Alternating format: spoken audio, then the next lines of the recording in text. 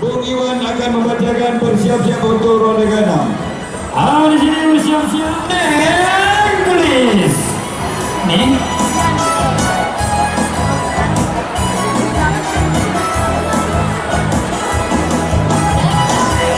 Anggota DPRK Benar Meriah dari fraksi Golkar, Bapak Salman, Direktur PDAM Tirta Begi Benar Meriah beserta seluruh pegawai PDAM Tirta Begi Benar Meriah, kami ucapkan selamat sore. PKB Partai PKB Aceh, kemudian Bapak Muzaruddin, Bapak Mansuruddin, Hadis PUPR, Bapak yang ada di Kanjuruhan sini untuk pecinta dan penggemar kuda pacu.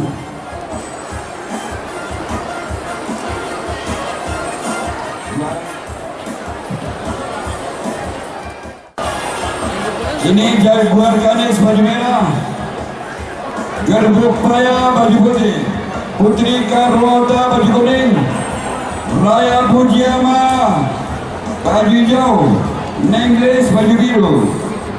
Mohon bantuannya Pak. Untuk yang di lane tolong Pak, tolong sampai juga wasit atas Pak, tolong Pak. Kepada panitia kami minta tolong Pak. Terima kasih Pak. Darah Cimol.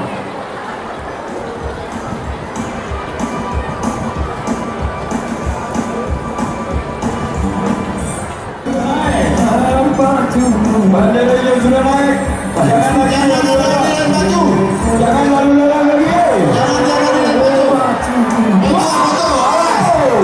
Iya.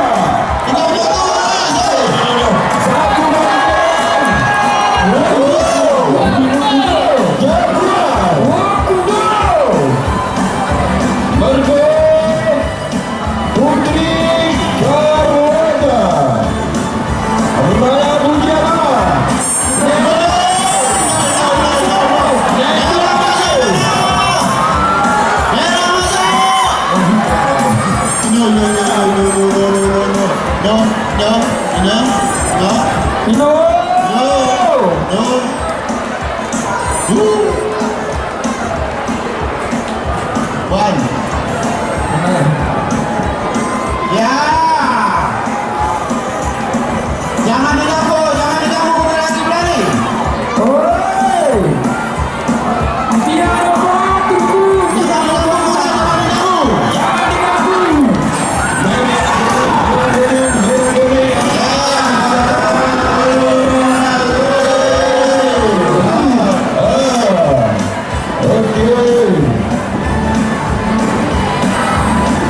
Awas, punya masih lari, awas, jangan melang dulu.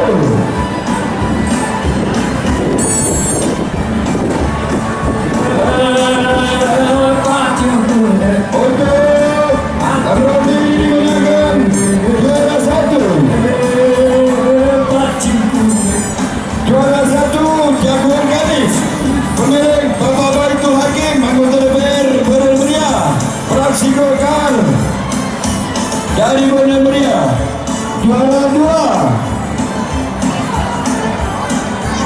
Putri Karwata, pemilik Rosi Ananda Putri dari Aceh Tengah.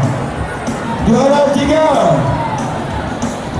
Nenggelis, pemilik Rumah Ega Black Kopi Bukit Cinta, dan Bapak Kaiman Konon dari Kanjuruhan. Akan kita dengan segala hormat